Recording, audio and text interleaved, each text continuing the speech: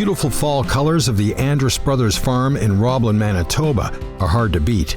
The Valley Farmyard is a busy hive of activity this morning as Craig and Jeremy get their 2 combines cleaned off and ready for the day.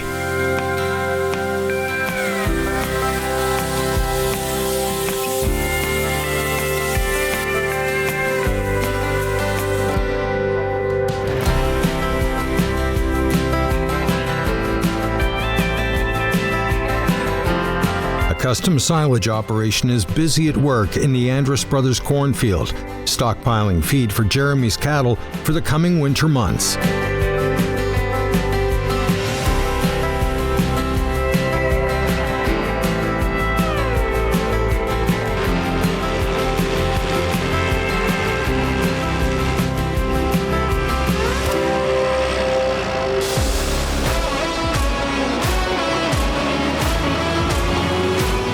The 2022 harvest has been somewhat disappointing for the Andrus brothers, as the yields aren't quite where they thought they'd be. With intentional steps taken in the past to build up the soil in the field near the town of Roblin, they will find out if it's paid off. The last time they grew canola on this field, they got the second highest provincial variety yield in the Pioneer Yield Hero Challenge. But even seemingly good-looking fields have been yielding less than expected this year. So, they'll have to find out. So the guy that's running our combine, my dad bought a bunch of land from him 25 years ago, and he's run our combine for us for, oh man, I'm gonna say 20 years. He's 78 years old, and he's the most reliable person you could ever try to get running for a combine for you. He loves it. It's just awesome. He's a great guy to have around. He's got his wife Linda, and she rides every day, all day with him, and she wouldn't have it any other way. She just loves it.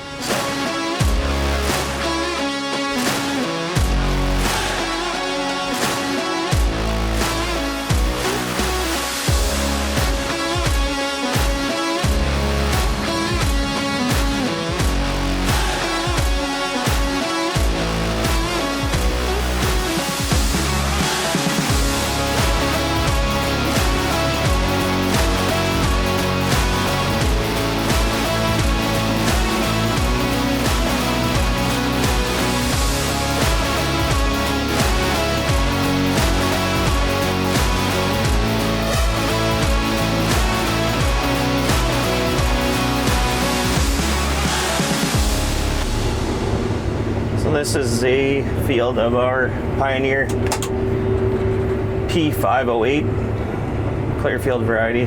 They're part of a non-GMO canola, so there's getting to be growing demand for these products because they are non-GMO. You know, these crops take about 90 to 100 days to grow. So for the first 60, we had really good moisture, and then the top shut off, and we got very dry. And I think that hurt our yield a bit this year. Going into July, if you'd asked me what kind of crop we had, I probably would have told you we're going to have a record crop, best crop we've ever had. Now we're nearing the end of harvest here, and then that definitely hasn't been the case.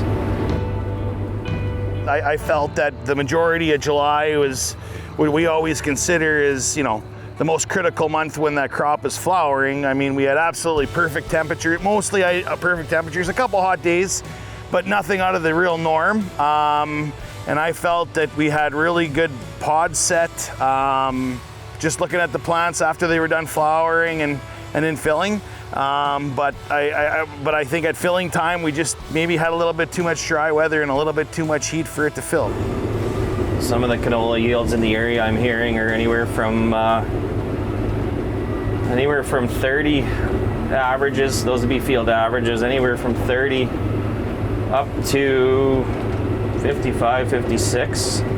The problem with too much moisture early on, or even enough moisture, is those roots don't seem to go down as deep as they could or as deep as they should. What that leads to is you don't draw nutrients from the lower part of the soil profile.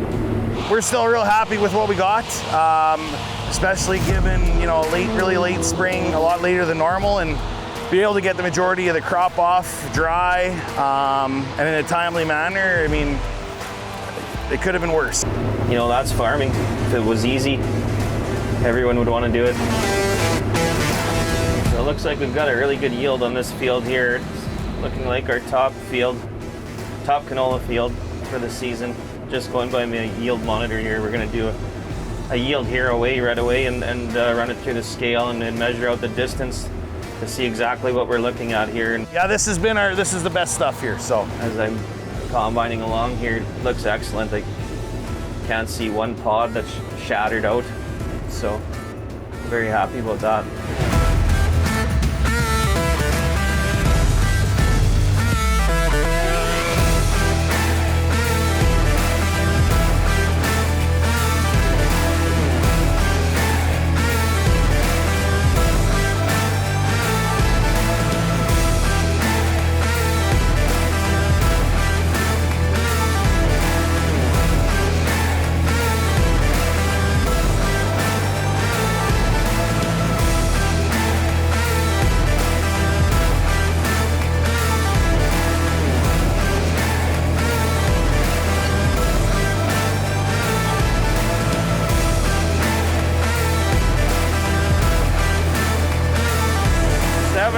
.6. We'll take it.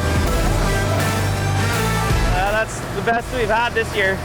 Good germination, you know, good seed, proper fertility. You got manure contributing to your organic matter, your nutrients, you know, timely rains, fungicide.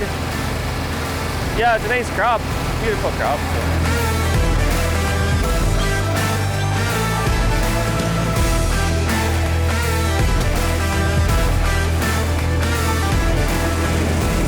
if I had to attribute one thing, it's longer rotations, not as tight as rotations. Number two would be certainly the manure that's been put on here, and I think it's finally the last couple years we're starting to really start to see the benefit of that, right? From past years, and then thirdly, a rain that we got here the end of August that most of our other land never did, right? So it's nothing that I did, but that we got, right? That really helped that filling and all that other stuff, right? That I think was a problem on everything else.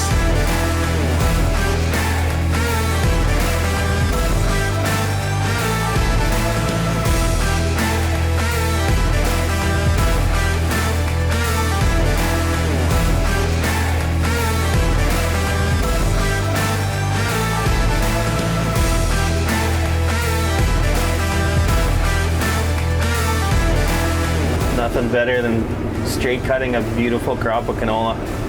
This makes me smile.